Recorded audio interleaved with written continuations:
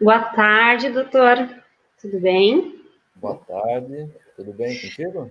Tudo certo. Bom, hoje a gente começa a nossa live, né? Primeiramente, eu vou me apresentar. Eu sou enfermeira, tá? Formada na Unifra. Atualmente, eu sou gerente de enfermagem da Essential Care. Quero agradecer a Essencial pela oportunidade que a gente está tendo, né? Principalmente a nossa presidente e fundadora da Essential Care, e agradecer ao senhor pelo convite. Vou lhe apresentar. O senhor, então, é médico especialista em medicina do trabalho, medicina preventiva e social e atua em atenção domiciliar. Isso, doutor?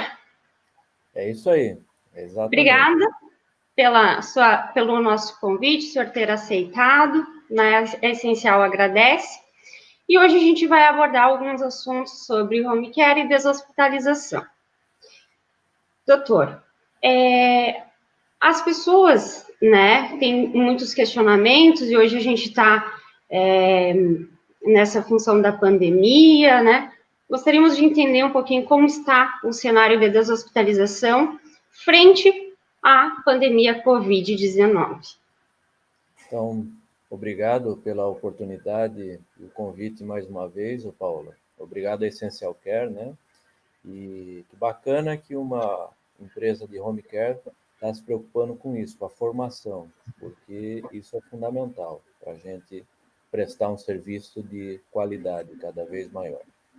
Bom, com relação à pandemia, que a gente praticamente está 24 horas ouvindo notícias sobre isso, esse aspecto da deshospitalização, ele é muito pouco falado.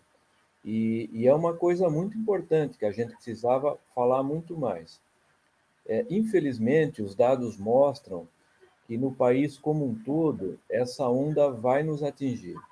Essa onda está em São Paulo, com alguma, por exemplo, na capital, nós temos vários hospitais que já têm 100% de ocupação de leito de UTI. Nós temos já o sistema praticamente sem funcionar em algumas cidades por superlotação, né? Como Fortaleza, Manaus, eu acho que é o exemplo mais gritante do Brasil, e outras regiões ainda não, como Santa Catarina, Rio Grande do Sul, algumas regiões bem tranquilas ainda. Mas pelo ritmo da pandemia, pelo ritmo da contaminação, né? Porque é um vírus que o poder de contaminação dele é muito grande, passa muito frequentemente de uma pessoa para outra. Algumas doenças, como a hanseníase, por exemplo, ela passa de uma maneira, você precisa se esforçar muito para passar ou para pegar a hanseníase, né? Então, o índice de contaminação dela é baixo, de infectividade, como a gente chama. Já a Covid-19, não. Ela é muito alta, ela passa mesmo para as pessoas que não se protegem. E aí o aspecto da deshospitalização é muito importante. Por quê?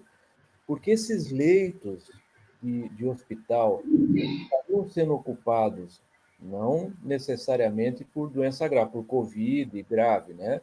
Mas por outras doenças, eles podem estar sendo abertos, né? Com pessoas que vão terminar sua internação ou completar sua internação no ambiente domiciliar.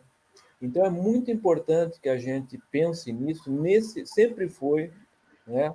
A Essential Care eu já conheci por algumas propagandas que eu vi, algumas questões técnicas que colocou na imprensa, e eu me lembro que é sempre uma empresa que destaca isso, né? Que a gente pode atender as pessoas com qualidade e humanidade no seu domicílio. Então, é muito importante as pessoas, principalmente profissionais de saúde, que estão em hospitais, que vão sofrer aí esta superlotação, que infelizmente ainda muitas cidades brasileiras vão sofrer o que sofre Manaus hoje, de pessoas morrendo na fila, sem aparelho, que pensem nessa perspectiva da deshospitalização para tratamento domiciliar, tanto de casos de Covid moderados e controlados, mas em especial de tantos outros casos que podem, graves até, que podem ser tratados no domicílio, e assim deixando o leito hospitalar vago para esses casos mais graves e agudos e instáveis relacionados à insuficiência respiratória que a Covid-19 traz. Doutor, mediante não só com essa pandemia, né, e a gente vê alguns cenários, como a família faz para solicitar um atendimento domiciliar, ou como ela vai proceder para que ela possa levar, né, a sua família, o amigo, enfim, para o âmbito domiciliar? Esse procedimento da deshospitalização com internação domiciliar, infelizmente, ainda é um procedimento pouco conhecido na nossa cultura entre profissionais de saúde, mesmo entre familiares, mas inclusive entre médicos. Em Porto Alegre, por exemplo, os grandes hospitais têm suas equipes aí de deshospitalização, profissionais especializados que estão atentos a isso e conversando sobre essa possibilidade. Entretanto, isso é uma exceção, isso não é regra. A regra são hospitais, às vezes pequenos, médios ou até grandes, que acabam segurando o paciente por um tempo prolongado, pacientes esses que poderiam estar sendo tratados em casa, né? Então, o importante para a família saber, hoje todo mundo consulta o Dr. Google, né? E as pessoas trocam informações. Então, quando uma pessoa tiver com o seu familiar internado ali, e às vezes em internações que vão se prolongando, eles podem conversar com o médico sobre esta possibilidade. Então, casos, por exemplo, de AVC, de acidente vascular cerebral, ou AVE encefálico também, como é chamado, as pessoas podem conversar com o médico, olha, papai já está aí há 5 dias, a gente sabe que precisa de uns cuidados aí maiores por 15, por 20 ou por 30 dias, será que a sequência não poderia ser feita em casa? Ou pós-operatório também, né? É uma coisa que o home care faz muito também. Hoje até cirurgia plástica, aliás, a gente teve uma interessante experiência aqui, que com um cirurgião plástico que agora eu fico em Florianópolis, né, baseado em Florianópolis, que ele conheceu essa possibilidade do home care e o pós-operatório dele é o seguinte, é um dia só na clínica e já dá alta, mas esse pós-operatório, ele é acompanhado aí por profissionais do home care, fisioterapeutas, por exemplo, técnico de enfermagem, enfermeira, porque a gente viu, esse cirurgião me contou a sua experiência, vários casos que a cirurgia saiu perfeita, no pós-operatório ali em casa, com algum procedimento incorreto que a pessoa fez, se perdeu o resultado dessa cirurgia plástica. Estou dando um exemplo. Podem ser, por exemplo, a gente ter casos de internação domiciliar, uma pessoa que interna por conta de uma pneumonia grave, e aí que não consegue tratar com medicamento por via oral, mas que interna para receber antibiótico pela veia, né, por via endovenosa. Essa pessoa no terceiro ou quarto dia, ela vai precisar, ela continua recebendo medicamento por via endovenosa e só fica no hospital por isso.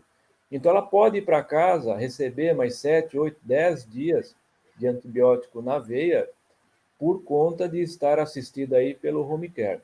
Então, desde casos mais simples assim, como eu falei, e até que tem começo, meio e fim, né? Até outros casos mais complexos, e na realidade a gente tem aí internações que não acabam, né? Então, por exemplo, doenças neurológicas graves, que impossibilitam a pessoa de ter qualquer atividade de vida diária, que está imobilizada no leito, também são passíveis aí do home care.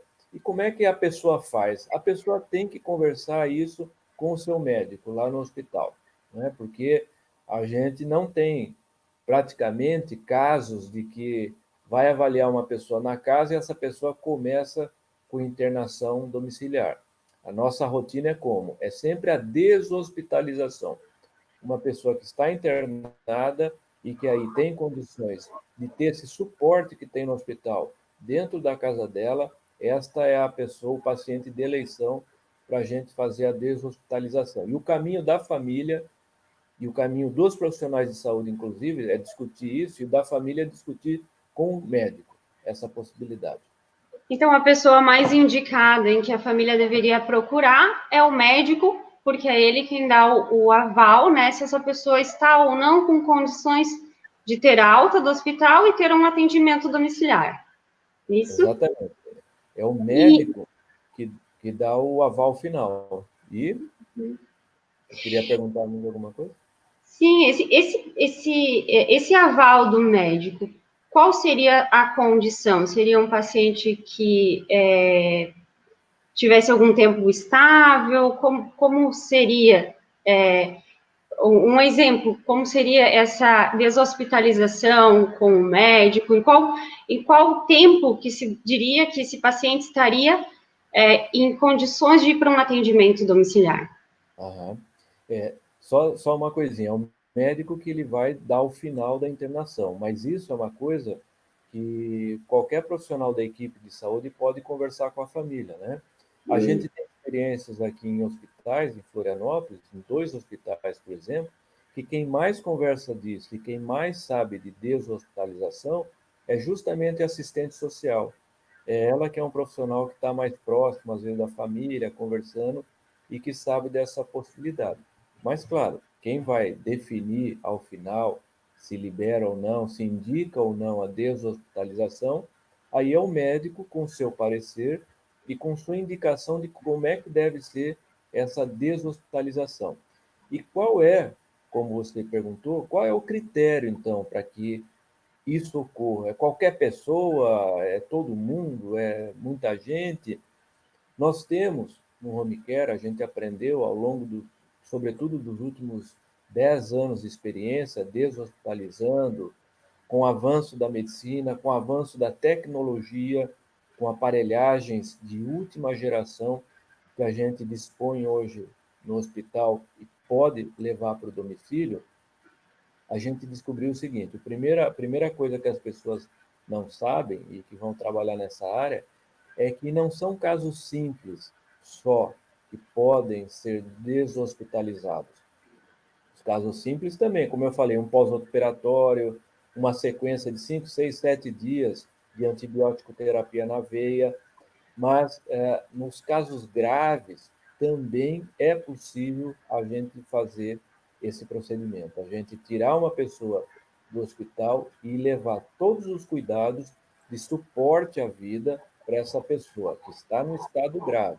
Então, uma coisa que, inclusive, quando a gente começa a fazer treinamento do pessoal de home care, de médicos, de técnicos de enfermagem, a enfermagem geral, físio, é que o que importa, em primeiro lugar, não é a gravidade, mas é a estabilidade do paciente.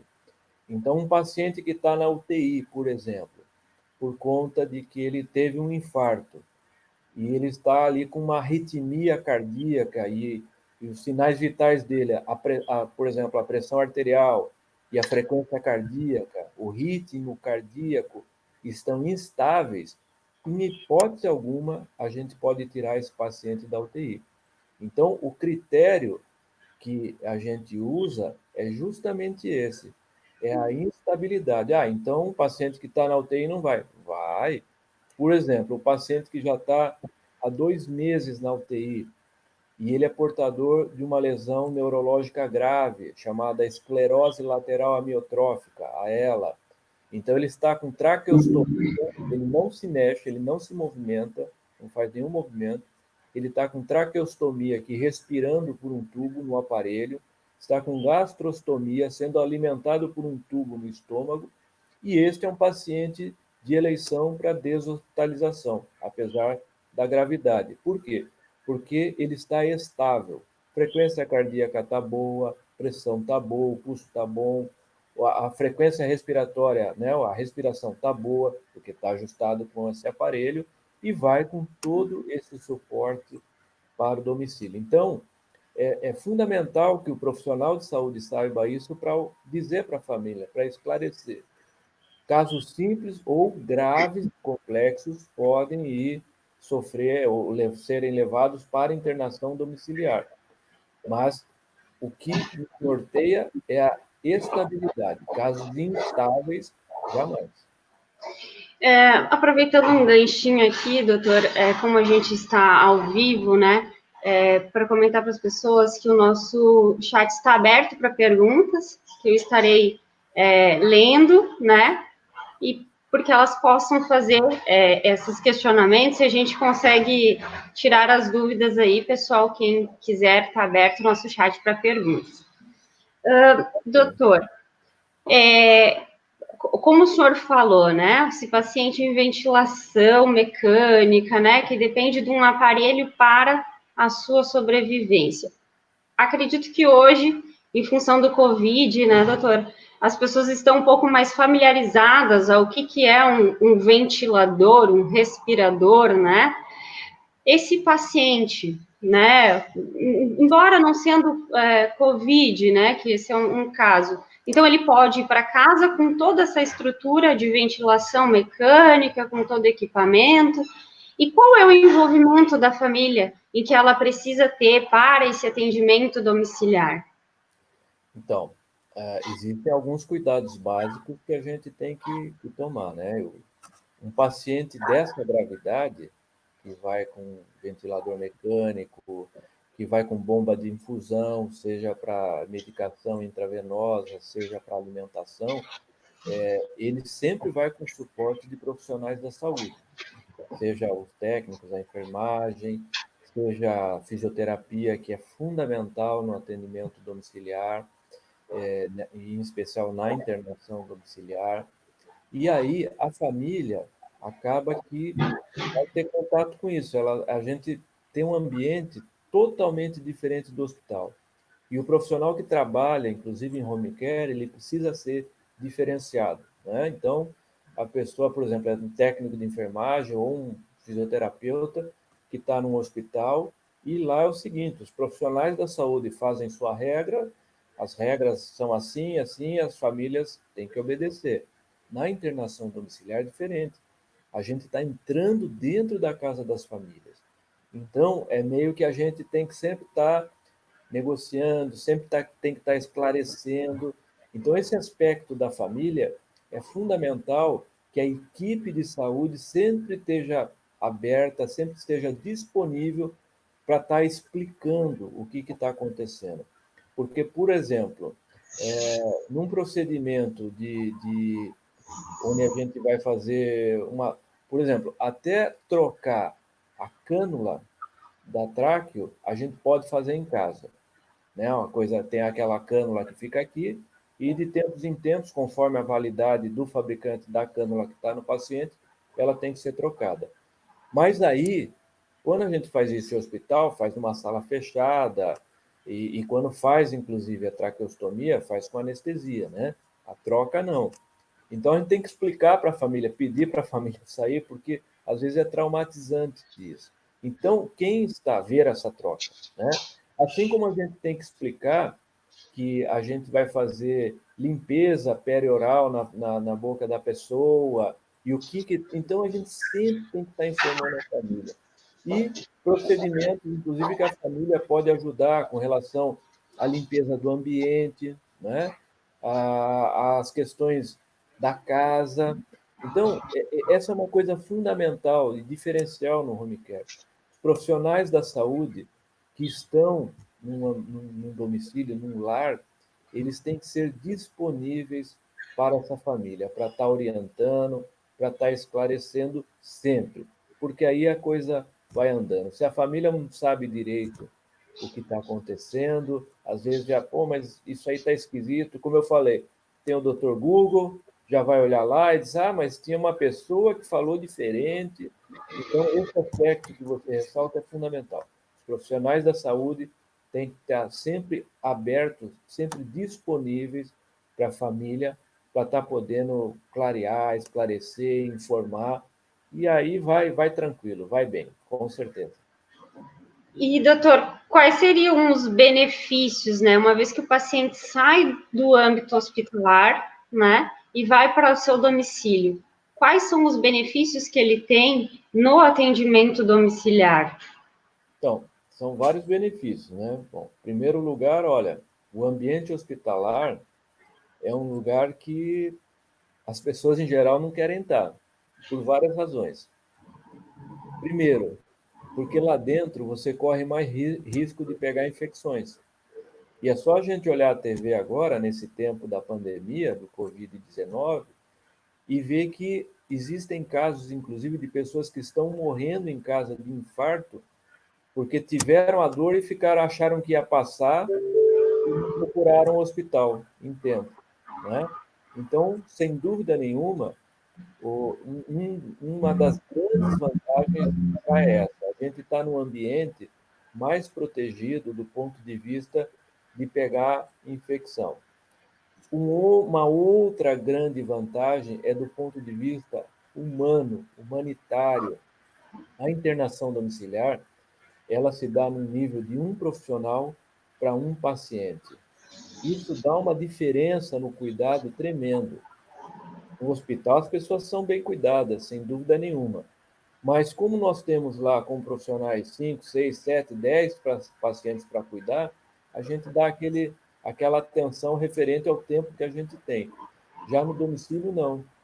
Os profissionais, eles têm uma possibilidade maior de conversar com as pessoas, inclusive e principalmente com a família, né?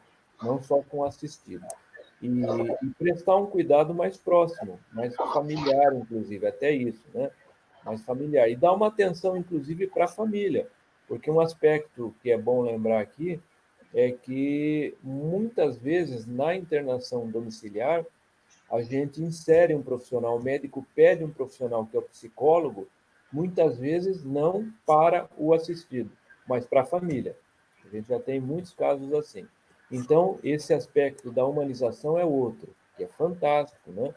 E sem contar, né, todo mundo, mas tem que ver quanto custa, do aspecto econômico, então, aí que ele é mais vantajoso ainda, para todo mundo.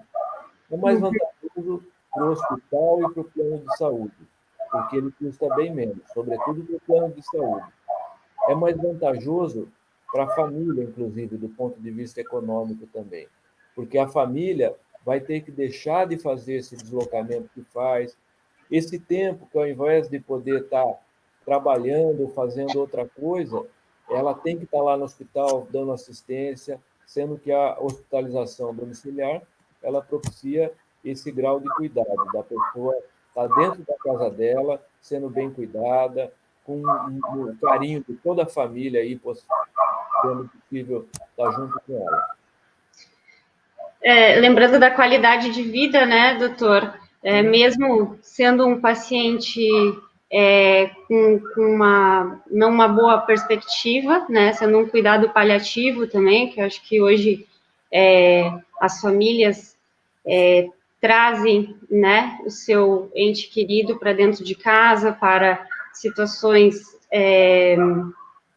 que é só a medida de conforto, né? Uhum. Doutor, então, para ter um home care, toda operadora beneficia essa pessoa que tem um plano de saúde? Como funcionaria, né, essa questão de plano de saúde? Qual é o caminho dele? Porque os planos de saúde são regulados pela Agência Nacional de Saúde, a ANS. E ali estão os critérios, né, de como é que deve ser feito isso. Em geral, inclusive, os planos de saúde, eles, via de regra, faz parte do rol de procedimentos do plano de saúde a internação domiciliar. Mas veja, desde que o médico lá que está atendendo a pessoa no hospital peça. Então, como regra, faz parte. E aí, às vezes, tem discussões, né, que vão, o plano diz que não, que isso, que aquilo, outro plano. Às vezes as pessoas vão para a justiça, que faz parte aí do nosso dia a dia, infelizmente. Mas, enfim, acabam se acertando. Então, Uhum. Para a pessoa que tem plano de saúde acessar isso, ela precisa desses critérios que eu falei. Primeiro, ser uma pessoa que seja enquadrada, né, e tem aí tabelas que a gente aplica, ferramentas que a gente aplica para saber. Por exemplo, tem uma ferramenta que é a da Cruz Vermelha modificada, que se usa na Espanha. O mais comum é o NEAD, uma tabela que chama NEAD, que a gente aplica para ver se aquela pessoa é elegível ou não na internação domiciliar. E o grande critério aí, a partir disso, é o médico fazer essa solicitação e, com, obviamente, os justificativas médicas para isso, e a pessoa, então, pode requerer isso no seu plano de saúde. A grande maioria das pessoas tem direito, conforme o seu contrato, né? Que aí a pessoa vai precisar olhar que tipo de contrato que tem com o seu plano de saúde, mas tem direito, sim, à internação domiciliar na sua maioria. Não só para técnico, né? Não só legível para técnico de enfermagem, assim como só um atendimento de fisioterapia, doutor? Também, né? Quando a gente fala em atendimento, em atenção domiciliar, a gente tem dois grandes grupos, né? Que um é o atendimento tipo ambulatorial, mas um atendimento pontual. E o outro tipo, que é esse mais complexo que nós estamos falando, que é a atenção, que é a internação domiciliar. Então, a internação domiciliar, inclusive, pode ser de 6, 12 ou 24 horas. A atenção domiciliar, ela pode ser, por exemplo, fisioterapia 3 vezes por semana. Então, eu acompanho e tenho vários pacientes que temos essa situação.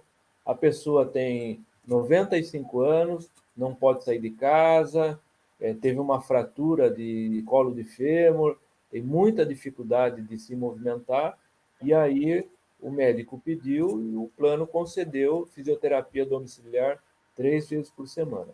Então, como você lembrou bem, nós temos, né, a atenção domiciliar vai desde esse atendimento pontual até a internação domiciliar 24 horas. Então, é um mundo, né? Sem dúvida nenhuma.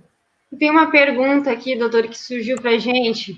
É, a família precisa ter algum treinamento para ficar com o seu familiar ou o seu, enfim, alguém da proximidade, né, que mora na mesma residência, ele precisa ter algum treinamento para ficar com esse paciente no domicílio?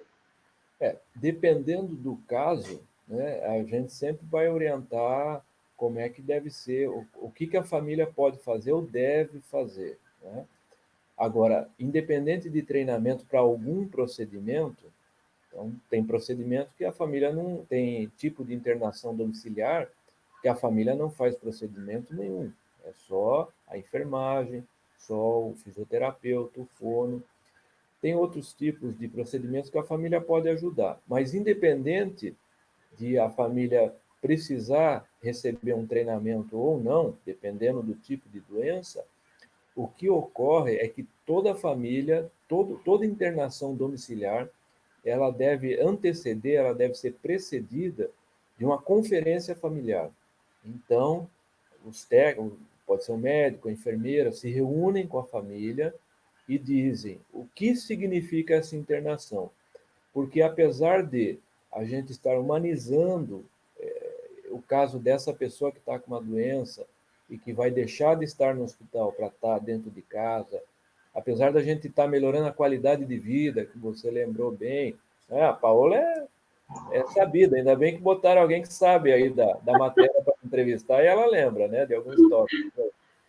Apesar de tudo isso, a família vai ter que entender que não é como antes, é diferente, né?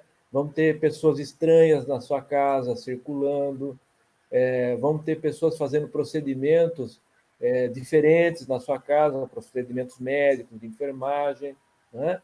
Então, nós temos todos esses problemas que a gente tem que estar bem atento aí e saber disso, que a família, dependendo do tipo de internação, pode até receber algum treinamento, mas sim, conferência familiar e conversar sobre o que vai acontecer, isso toda a família tem antes de uma internação domiciliar. Então, doutor, isso acontece tanto como é que eu vou dizer? Me faltou a palavra, desculpa. Procedimento, Mas é na conversão de deshospitalização com o início do atendimento domiciliar, esse alinhamento entre a família, o home care, o médico explicar como será a deshospitalização. O senhor citou ali a assistente social, citou a questão dos grupos de deshospitalizações que alguns hospitais têm, né, hoje.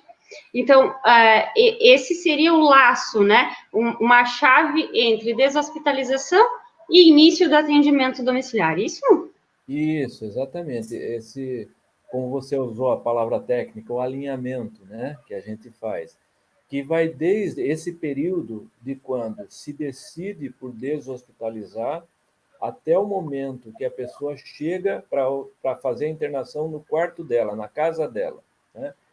Então, aí você faz o alinhamento tudo com a família, mas não só isso. Ó. Por exemplo, o fisioterapeuta, ele está com um respirador X lá no hospital, que não vai ser o mesmo da casa, é um outro tipo de respirador. Então, ali, o fisioterapeuta, nesses dias, ele vai adaptando o respirador novo, né, que vai ser o de casa daí. Aliás, respirador é uma coisa que as pessoas, como você lembrou, né, Paola, não tinham, não sabiam, não ouviam muito essa palavra. E a gente que trabalha com home care é o dia a dia da gente já sempre, né? Exato. Respirador e pôr o respirador em casa e fazer isso funcionar. Mas, enfim, esse período de alinhamento que é fundamental tanto para que os profissionais vão fazendo a adaptação de equipamentos, de medicamentos, também muitas vezes ele tem um tipo de medicamento na UTI onde ele está, ou no leito hospitalar, que quando for para casa vai trocar. Então, é justamente esse período de alinhamento de tudo isso, inclusive alinhamento com a família, né? Uma conferência familiar, para esclarecer o que está acontecendo, como é que vai ser, que as coisas vão mudar, que vai ser difícil, não vai ser fácil. Só Sim. que os profissionais de home care que são especializados para fazer isso, mostram que estão do lado ali da família, para dar esse suporte, para dar essa tranquilidade. Muitas vezes, doutor, até o próprio familiar, né, ele fica receoso, né, no momento da deshospitalização, referente aos cuidados que tem que fazer com esse paciente, né?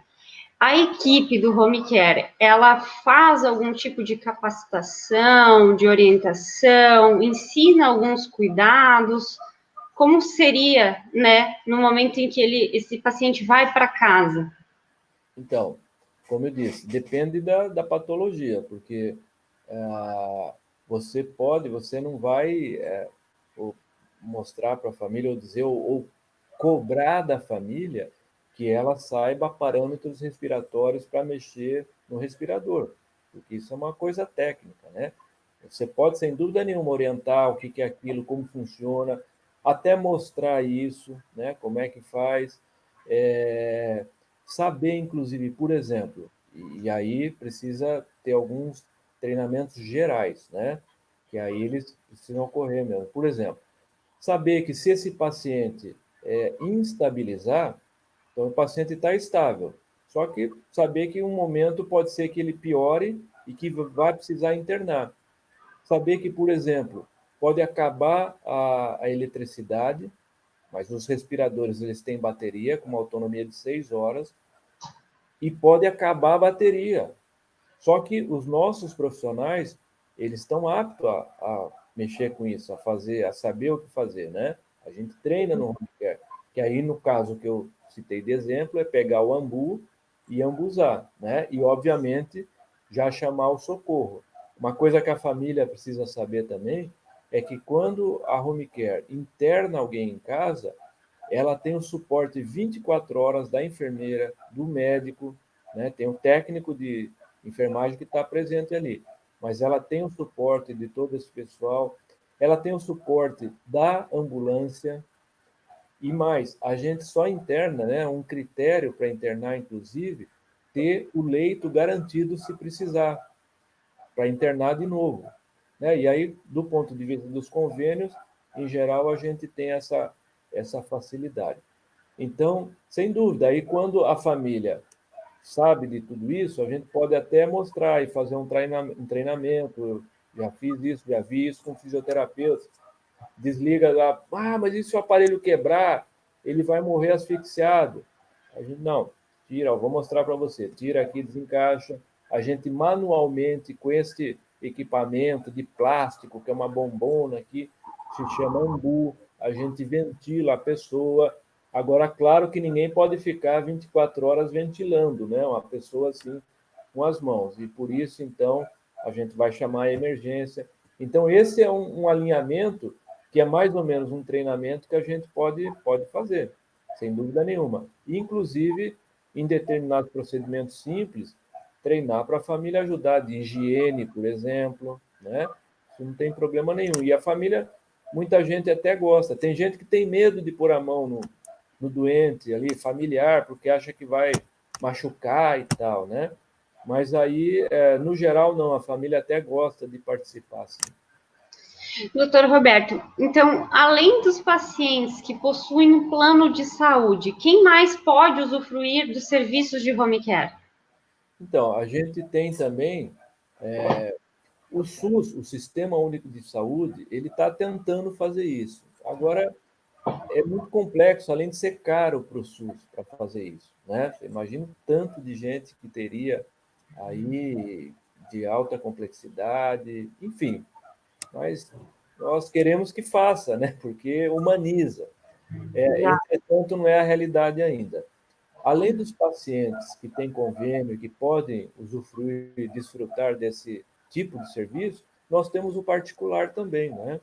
As pessoas aí que podem contratar, tem gente que tem condição de contratar, inclusive, uma internação domiciliar 24 horas. Não é a regra, né? Mas, entretanto, esses atendimentos pontuais, como eu falei, desde cuidadores de idosos, que é muito simples daí, né?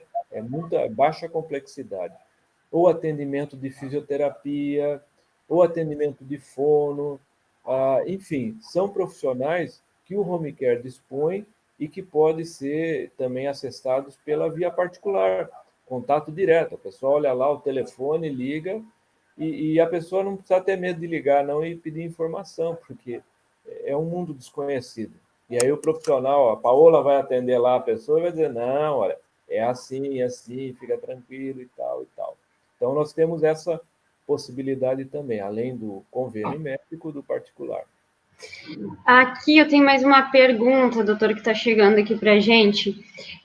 Qual o atendimento mais simples de home care que pode ser realizado e qual é o mais complexo? O senhor trouxe um pouquinho o assunto, acho que só reforçando aí Então, o mais essa simples pergunta.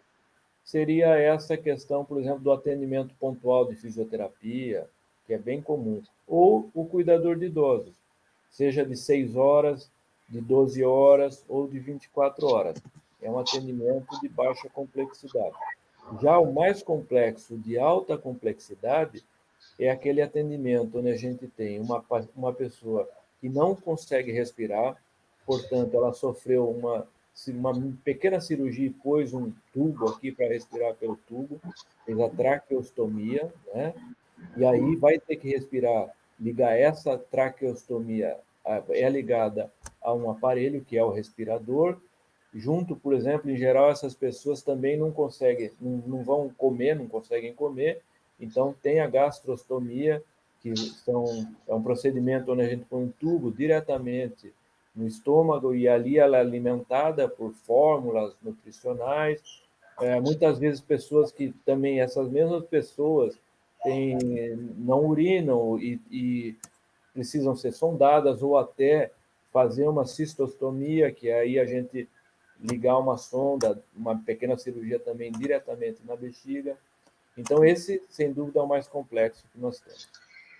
Lembrando aqui dos términos de antibióticos, né, doutor? Na deshospitalização, quando esse paciente tiver Sim, uma é sempre estabilidade terminal no antibiótico, isso, né? Um isso também é curativo, às vezes a família fica um pouco ansiosa porque não sabe do material utilizado, né? Esses curativos que têm alguma cobertura, alguma orientação também para como proceder? Exatamente. O pós-operatório, né, que é um tipo de atendimento também simples, mas fundamental, porque às vezes, como eu disse, não é a cirurgia plástica só, no exemplo que eu disse. Qualquer cirurgia, às vezes as pessoas podem perder essa cirurgia porque infecciona a ferida cirúrgica ali. Então, temos também isso, finalização de antibiótico, pós-operatório. Tem uma, por exemplo, que as pessoas não sabem, a gente faz no home care, tentativa de suicídio. Então, hoje a gente já tem o home care, é uma espécie de um cuidador que já tem uma outra visão, já direcionada à sua saúde mental, mas que fica 24 horas com essa pessoa. Porque a gente sabe que a maior chance de nova tentativa de suicídio de uma pessoa que tentou, ela vem nos primeiros 30 dias, em geral. Uhum. Então, quando a gente bota um cuidador lá especializado em saúde mental, a gente forma essa pessoa para estar lá 1 mês, 2 meses com essa pessoa que infelizmente cometeu essa tentativa de suicídio, também é um serviço altamente relevante, né, que a gente pode fazer. Então, ver que o mundo do home care é imenso, né? Você sabe, trabalha com isso também, sabe do tamanho da coisa aí que a gente tem para fazer, o tamanho do nosso trabalho. Tá certinho, doutor. Quer complementar alguma coisa a mais para nossa live? Aham. Eu queria agradecer, né, a oportunidade mais uma vez aí, conheço a Essential Care bem, e essa questão, ressaltar isso, que as empresas de saúde, elas busquem fazer isso, qualificação, né? Não é só, se formou, vai lá e toca e tal, vez por outra, essas lives, por exemplo, que agora a pandemia trouxe essa cultura nova para a gente, né? A gente já tinha Exato. tecnologia, mas não acessava muito. E agora a gente está maravilhado que pode acessar de casa, de onde for, e atingir um número muito grande de pessoas. Então, a gente pode, por exemplo, fazer essa educação em saúde para os nossos profissionais, fazer a orientação para as famílias, né? Então, eu agradeço, fico feliz de ter participado e agradeço aqui o convite. Obrigado. Doutor, a Essential Care, eu agradecemos a sua presença hoje aqui na live, né? Nosso muito obrigado a todas as pessoas que, de alguma maneira, depositaram um tempinho delas aqui para nos escutar, né? A gente agradece muito. Também que quem tiver mais dúvidas, né, referente ao atendimento domiciliar, né, essa função da deshospitalização, como a gente abordou aqui, né, doutor, pode acessar nossas redes sociais, tá? No nosso site, The Essential Care, no Facebook, no Instagram, tá? E aí, pode nos questionarem aí que a gente vai estar suprindo, né, essas dúvidas aí. Doutor, muito obrigada a todas, um grande abraço e um bom final de tarde. Obrigado. Até a próxima. Até a próxima, obrigada.